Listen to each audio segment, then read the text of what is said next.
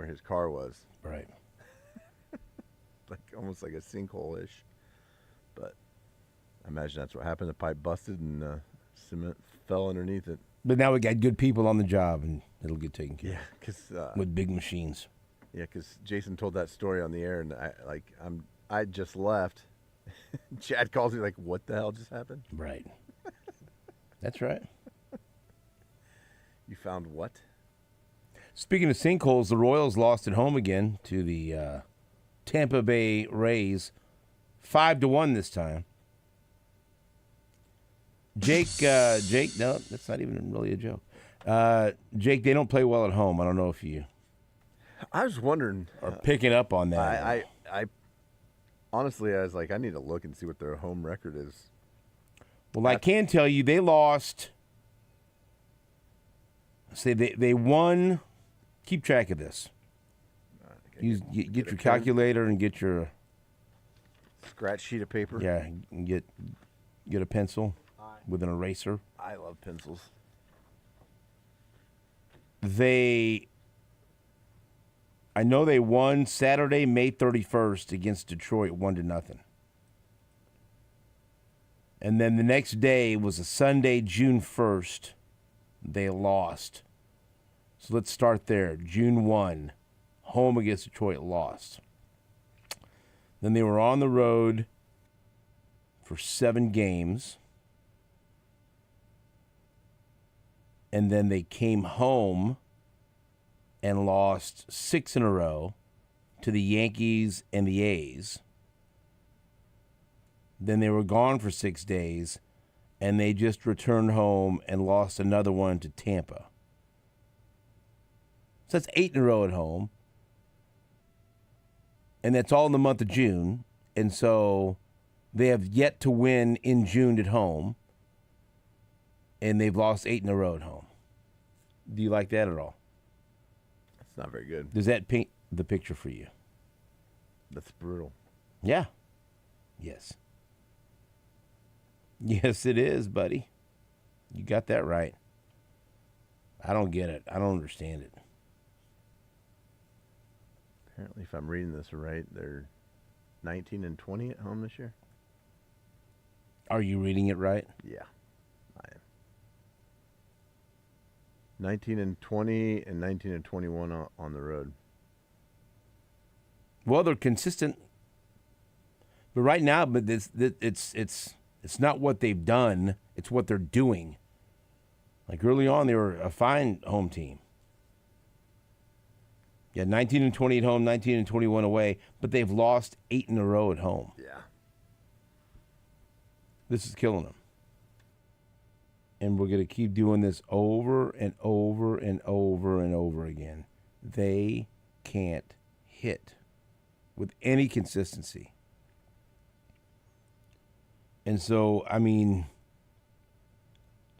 this is a team that had playoff expectations because they made the playoffs last year. And it looked like they were poised to make a run at the playoffs again. And they still could. They still can. Let's remember that. They still can.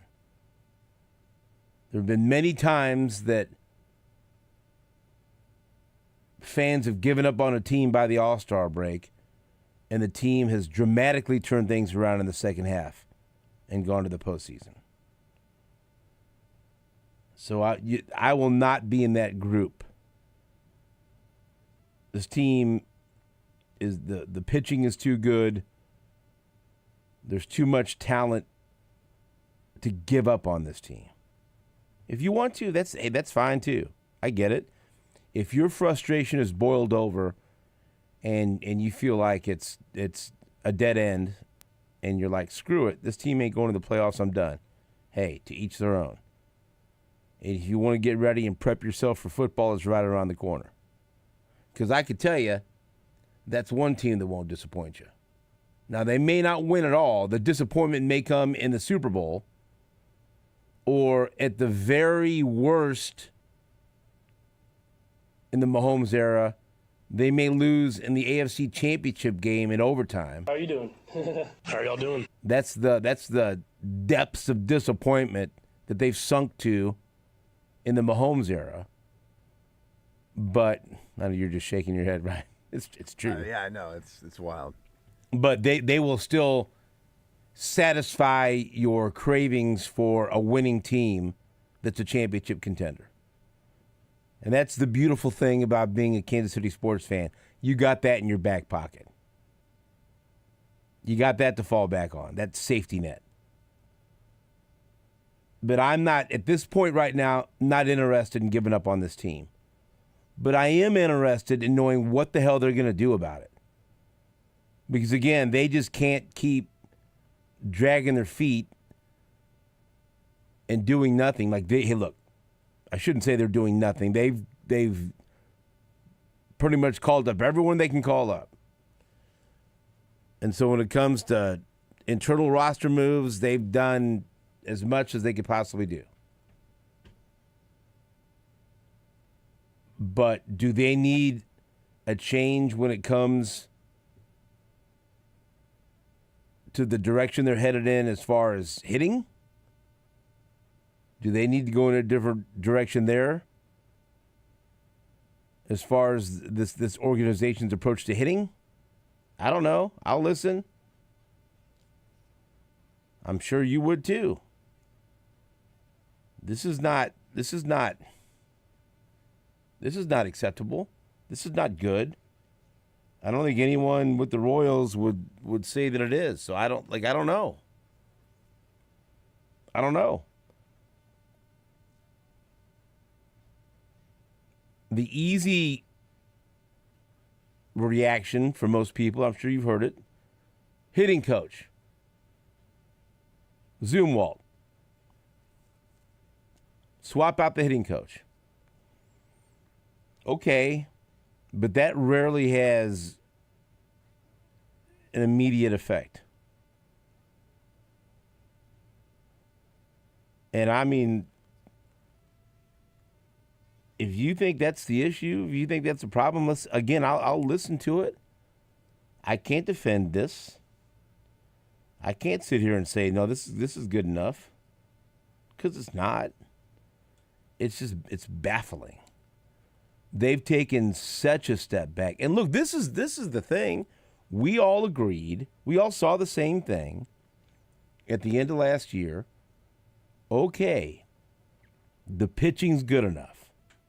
The rotation's excellent. At the beginning of last year, the bullpen was not good enough. But they dramatically improved the bullpen. And the bullpen ended up being good enough. They turned the bullpen around. So the pitching staff was good enough. And they had some key pieces in place. But we all agreed they have to add a couple of hitters. Remember talking after they got eliminated by the Yankees. Man, they gotta get 2 new corner outfielders out there. And where this team, in my opinion, made their mistake, and again, it's not like they buried their heads in the sand and ignored what the problem was. They tried.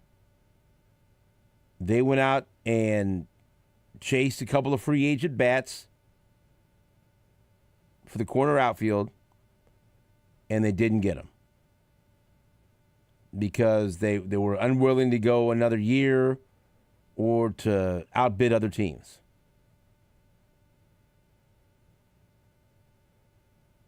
But look, one of those guys we talked about was Jurickson Profar. That would have been a disaster.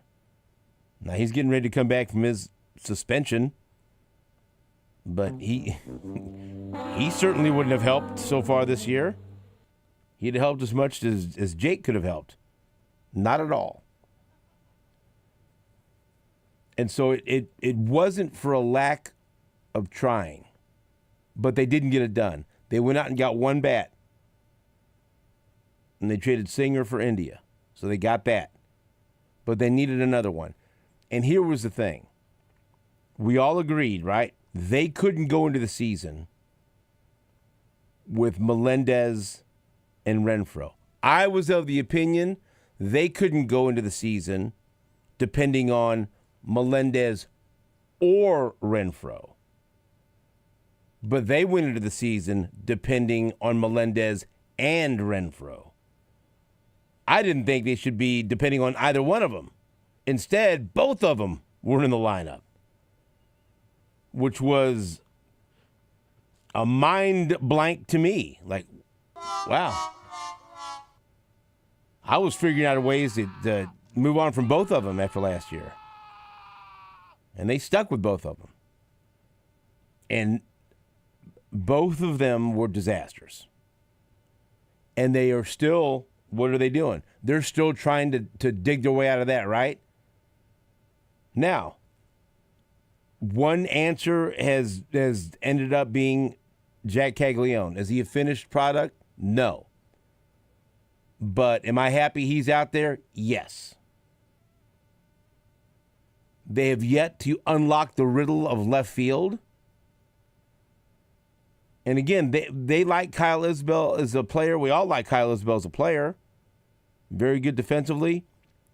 But to be able to absorb his lack of offense, you got to have some hitters in left field and right field. And again, Jake, I'll take right field out of the equation because I'm good. Cags is out there. He's developing. He's taking steps forward. I think at the end of the season, we'll be happy with what we see out there. And I'm good with that. But they still lack offense. And so where is it at? What are they lacking? Well, we see it every night, dude. And it's just wild. Yes, they still need to upgrade in the outfield. There's no question about that. But now you get caught in that no man's land that we talked about. Are they buyers? Do they stand pat? Are they sellers? What are they? And again, based on what I've heard from people and the people I've talked to, they want to be buyers. They'd like to be aggressive. But this baseball team needs to give them a reason to be aggressive. And they're not doing that right now. Have things been better over the past week? Yeah, they swept the Rangers. And they won the first game of the series against the Padres. But now, after building that momentum and building a 4-game winning streak, they've lost 3 in a row. And they're back to not scoring after getting absolutely shut down by Taj Bradley last night. He goes 6 2/3, 2 hits, no runs, 1 walk, 4 strikeouts. No hit him for a while. And that lowers his ERA to a sparkling 4.57. So it's not like they were facing Tarek Skubal last night. It's just wild, man. I mean, because it's over. How many times have they been shut out or scored 1 run or scored 2 runs? Over and over and over again. And you're not going to beat teams like the Rays, and you sure as hell aren't going to beat teams like the Dodgers coming up. It's just not happening. So, I share your frustration. I don't know what the answer is, man. I've been on board with them going out and acquiring another bat and giving up one of their catching prospects, but now I've pushed pause. And now I'm waiting and watching. And I've been, I want to err on the side of caution. And when people talk about moving on from the hitting coach and everything else, like, yeah, okay, let's play this thing out a little bit more. Now I'm to the point like, hey, whatever they say, I'll listen to. Whatever argument you make, I'm willing to hear it. Because it's that bad. The offense is one of the worst in Major League Baseball. It's that bad. And we're so far into this thing now. we're getting very, very close to the official halfway point. 41 losses, 38 wins. Jake's calculations tell us that's 79 games, almost half the season. So we can no longer hold on to the fact that small sample size, it's early. It ain't early. It's not a small sample size. I don't know what to tell you. Jonathan India is hitting 238 with a 314 on base. No good. Not good enough. Not good enough. Bobby Witt Jr. has been good, but he hasn't hit like the MVP candidate he was last year. So there's still, he can be better, and I expect him to be better. Michael Garcia has been wonderful. Can he keep it up in the second half? Vinny, after a rough start, has turned back into the Vinny Pasquantino we hoped for. It looks like Salvi has turned things around offensively, but he was brutal for a long stretch. Kaggs has got to heat up at some point. We got to see it. He's had moments. He's had a 4-hit game. He's had a 2-home run game. We see it. We've seen the surface scratched. Now we need to rip it off and let's go. You know. Let's see you start to have some moments like Nick Kurtz in the A's, a guy that was picked a couple of spots ahead of him. Let's go. Let's roll. I mean, just left field, and John Raves has been given opportunities. He's not doing it. Drew Waters is shown he's a fourth outfielder. All these different guys. Nick Lofton, Kyle Isbell, put them all in a bag and shake them up. And throw 2 of them out there a night and, whatever. Like last night, Waters, the left fielder, Rave, the DH, Isbell, the center fielder. 0 for 3, 0 for 2, 0 for 3. And I know you're probably wondering, well, why aren't you putting Kaggs in that? Because he has tremendous upside. And you've got to take these bumps, and hopefully you're going to get the payoff.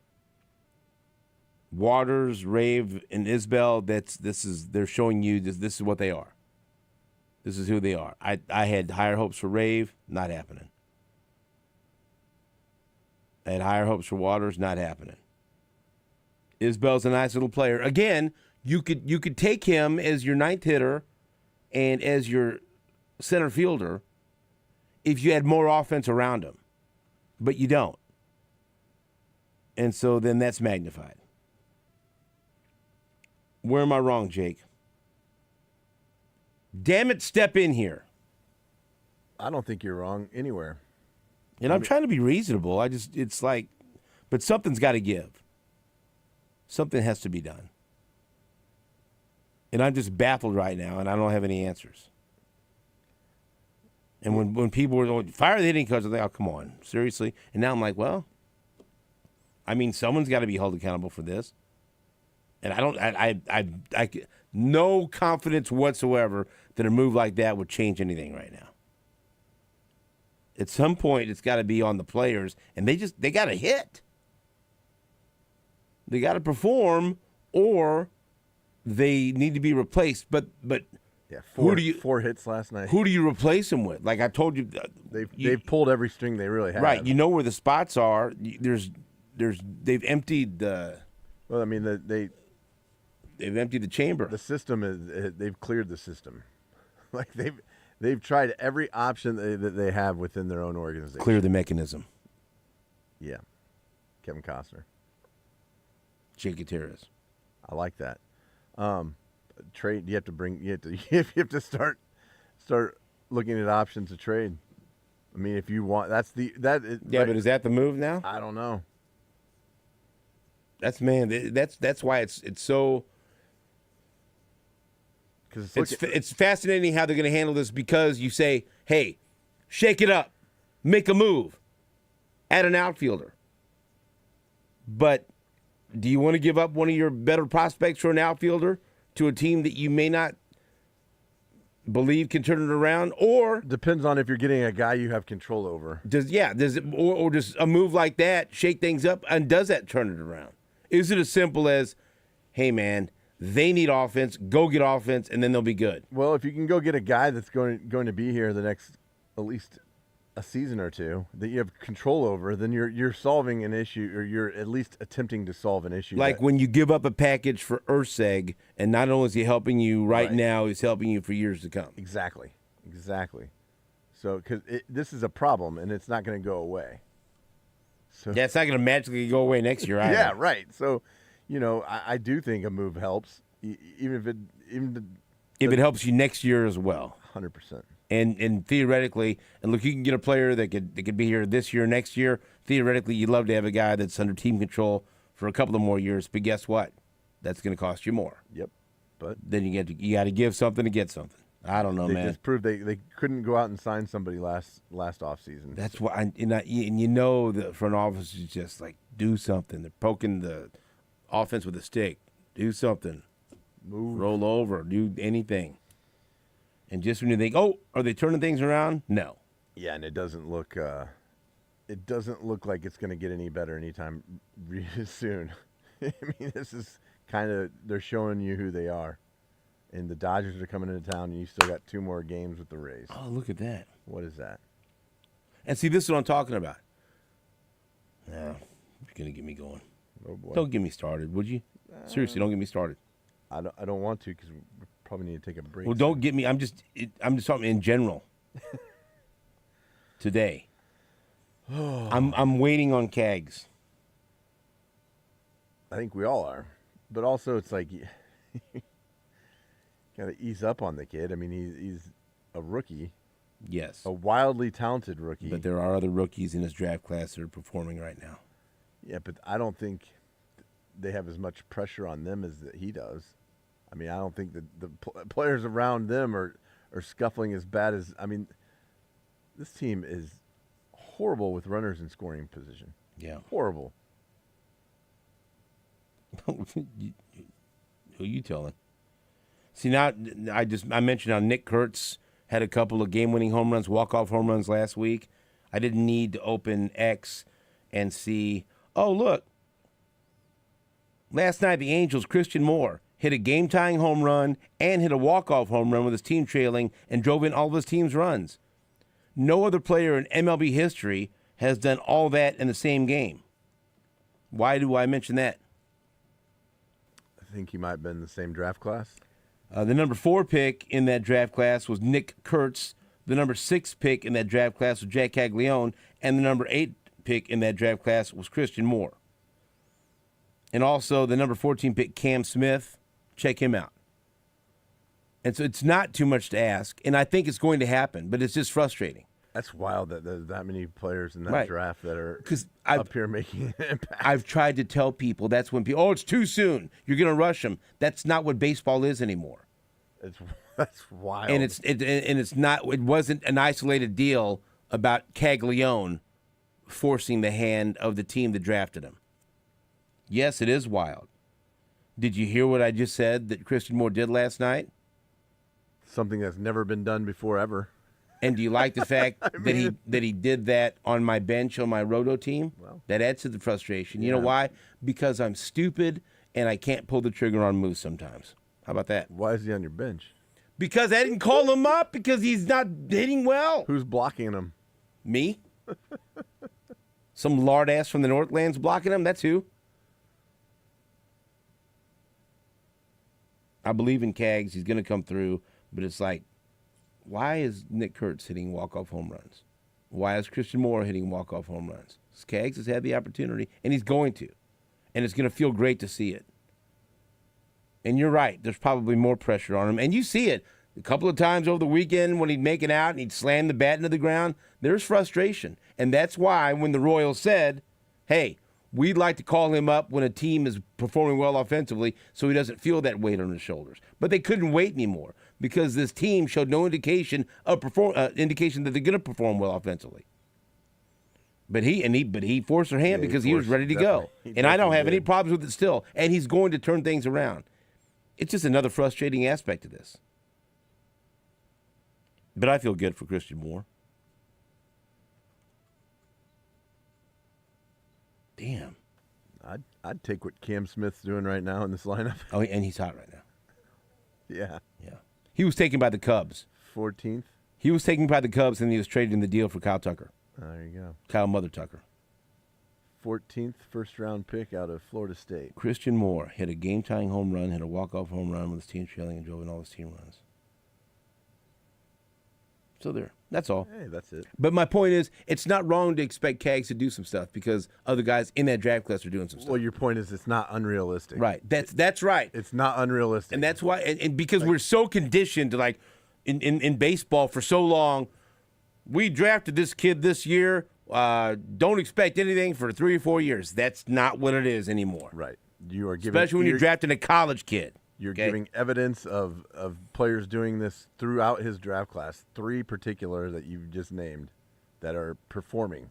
So having that expectation is okay. Is not unrealistic. It's absolutely pliable. But there's other guys that should be hitting as well. Right, right. It's like an epidemic. It's like when they all get in there and they, hey man, you feel that pressure. And again, I don't have the answers. I'm just giving you reasons why I'm frustrated.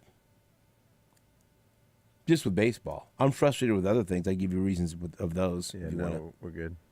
I could feel you. I could singe your ears in the commercial break if you like. I imagine you will. Yesterday was a good one. Oh boy. I took Dorothy Mantooth out for a delicious steak lunch, and she heard an airing of grievances, and I think the whole time she was like, "Good God, this is the price of a steak. Take me home, get me the hell out of here." Hey Susan, now I've got you at this table. Yeah. You're gonna treating you a nice cut of beef, a delicious steak lunch. Let me tell you about what's going on. She looked at me. She goes, I don't want this. Right. I didn't sign up for but this. you know what she did? We had a wonderful lunch. Oh, that's good. We had what? You know what? And that turned my day around and made me happy. Put a smile on my face. Good. And then I found out that the water main broke here. And you and I had the same concern. I called Lebo. I forgot he was on the air. And I go, Susan, I go to the bathroom a lot. I'm telling you. How am I going to get through 4 hours? Because the initial email that we were sent erroneously said there will be no going to the bathroom tomorrow. Water is turned off. Oh, yes, there will be. I was gonna say, yeah. I will leave this, and Jake will build a 10-minute commercial break, and I'll go down the street somewhere. But the odds of me at the age of 52 years old being able to hold everything for 4+ hours, 0. And then I started getting anxious, and Susan even looked at me like Susan usually talks me down from the ledge, and she goes, "Oh, there's no way you can hold it for 4 hours." I said, "Hey, thanks for the support." She said, "I'm just being honest." I said, "I know you are. Let's just eat our steaks." And so then I call Lebo. He don't call me back until then I can't talk. And then you could take to the text thread, "Hey, are we going to be able to go to the bathroom or not?" I said, "Yeah, see?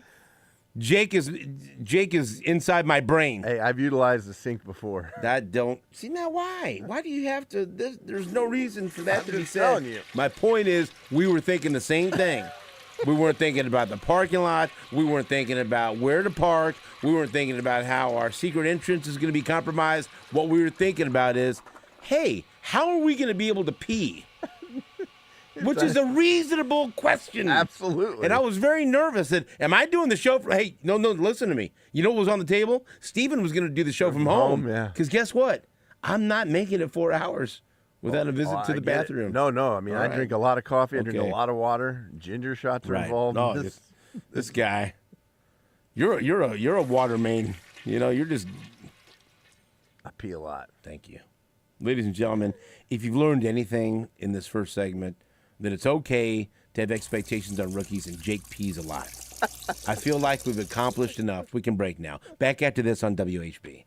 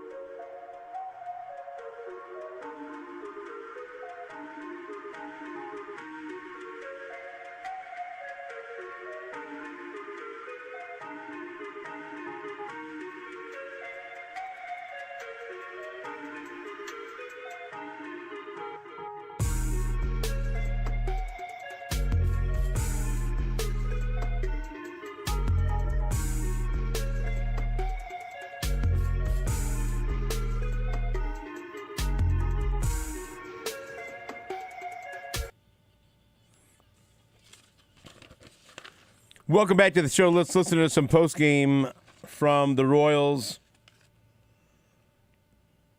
and their loss last night to the Rays, 5-1.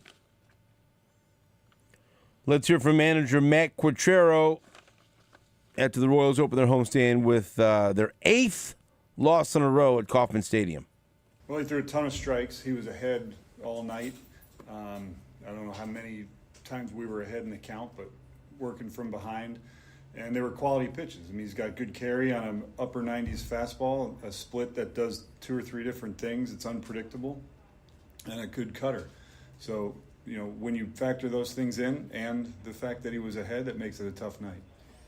Anything he did maybe stand out as different from what you had expected or what he has done previously? He was ahead. I mean, he put us on the defensive, and he stayed off the barrel. I mean, we didn't square him up, and when we did, it was right to somebody.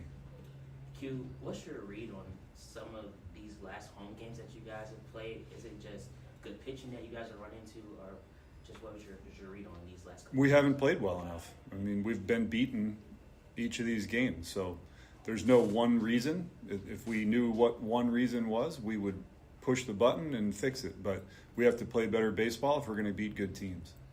The Garcia throw really kind of unlocked that inning. In the field tonight, just one of those nights in the field, or? I mean, that was an error. That's a physical error, and that's part of the game. That's something pretty unusual for Michael to make that error, but, you know, they capitalized on it.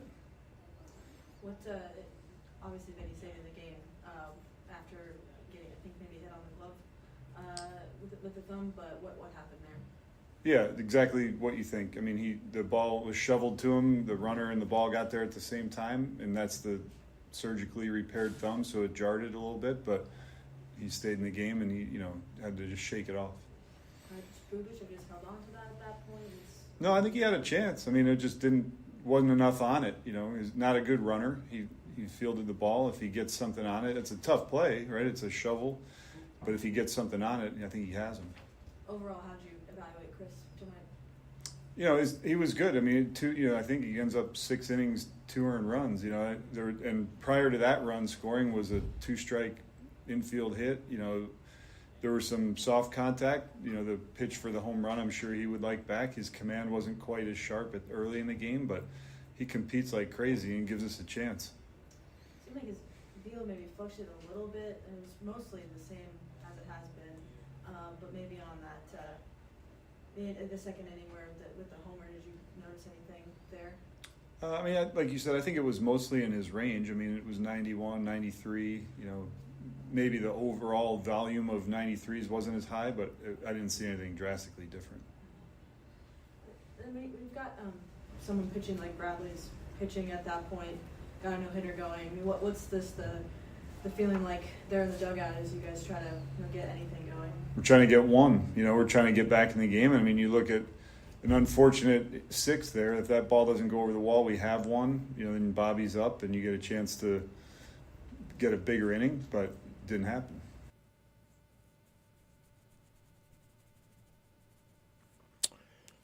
Royals have lost 8 in a row at home and have yet to win at home in June. So they won May 31st against Detroit, but lost the day before. Oh, boy. I think they've lost 15 of 18 at home. 8 in a row. Okay. Let's hear from Jonathan India. He was the bat they brought in the deal for Brady Singer. And I almost said Brady Swinger. What's he from Leawood? Get it? Thanks. Appreciate you.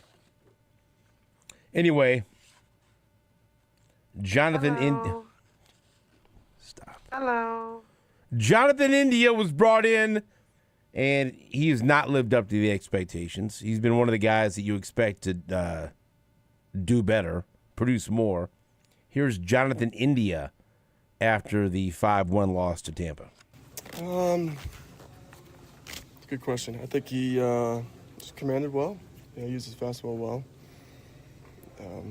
Things didn't go away. Hit some balls hard. Yeah, he was on his stuff today. What has been the mentality or the mood with this tough stretch of games you guys have had at home? Has it been frustrating to not get a win in the win column? Yeah, it's been tough, but it's baseball. We got to keep going. I mean, we can't hang our heads, and we still got a lot of baseball. All we could do is show up and prepare and play hard. What was your vantage point from Michael's fielding error when he tried to throw it to you? Was it just miscommunication or just offline throw? Yeah, just it came out of his hand, sinking the other way, and yeah, just made a bad throw. How quickly can you guys rinse this one and get back at it tomorrow? We have no choice. We have to. It's part of the game. We just got to get out there and prepare and play. We got to play hard no matter what. We got to play rules baseball. Jonathan, do you have any theories as to why the team has struggled at home? I don't. I don't know. Maybe we're trying to do too much, trying to hit the ball too far. It's a big park. We're trying to produce probably overswing, hit homers, and this park's really not made for homers. We got to hit the ball and line. I'm doing it myself. I'm overswinging. Yeah, it's just part of it. We got to figure it out. Last 18 games at home, they're 3-15, That's not very good. That's really bad. including losing 8 in a row. It's poor. Is that what it is? Yeah. Oh, yeah. Is that what you? It's poor. It's very poor. Is that what Gutierrez should come out there, Yeah. walk into the clubhouse? Hey, you guys are playing very poor. Poorly. Like, oh, coach Poorly is mad. performing right now. Right. 15 out of 18 at home and 8 in a row.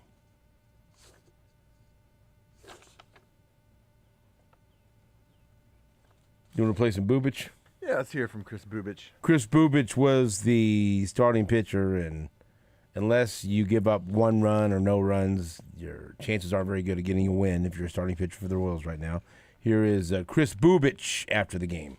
There were some frustrating moments. Obviously, the ones that stick out the most are the homer there, falling behind in the count, just kind of grooving a fastball, and then my error there that kind of cost us. I saw him running hard down the line, try to get to it quickly, and got to the ball, didn't really pick it up cleanly, and just tried to flip it fast. Obviously, not very good. Put Vin in a bad spot.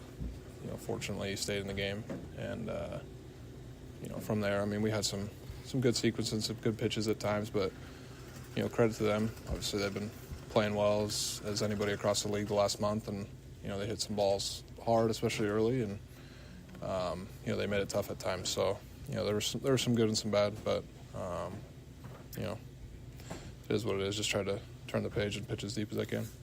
Hindsight's 20/20, but on that throw to first, you feel like you should hold on to that at that point? I know he's a slow runner. No, I'll probably just take a step into it.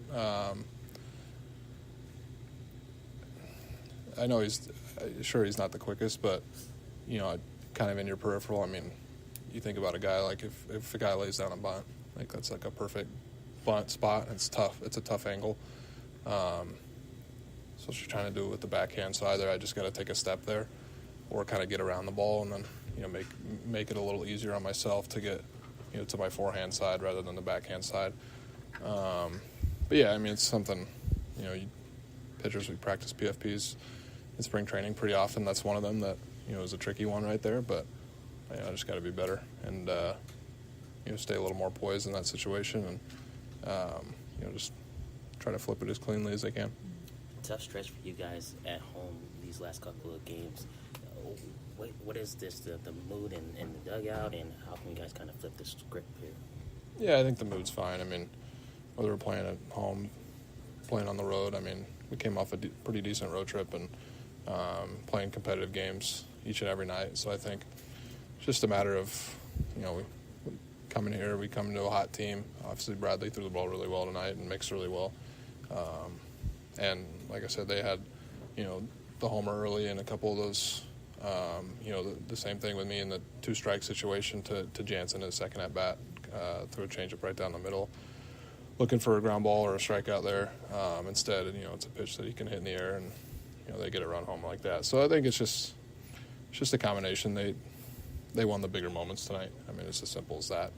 It's not like we got blown out or something like that. So it's just, they cashed in their opportunities and made it tough on us jumping on me early. And anytime we're playing from behind, it always makes it a little bit tougher. So I think we get out to a good lead early. I think it'll make it a lot easier for us going forward. You mentioned that Jansen homer was just a fastball. Where do you want it? I mean, not there. I think anytime you fall behind a guy, any hitter, in a 1-0 count. I mean, just talk about being able to, if you're going to throw a fastball in a fastball count like that, it's just got to be executed on the edge or, somewhere where it's not as hittable. Or, I probably should have thrown an off-speed pitch there.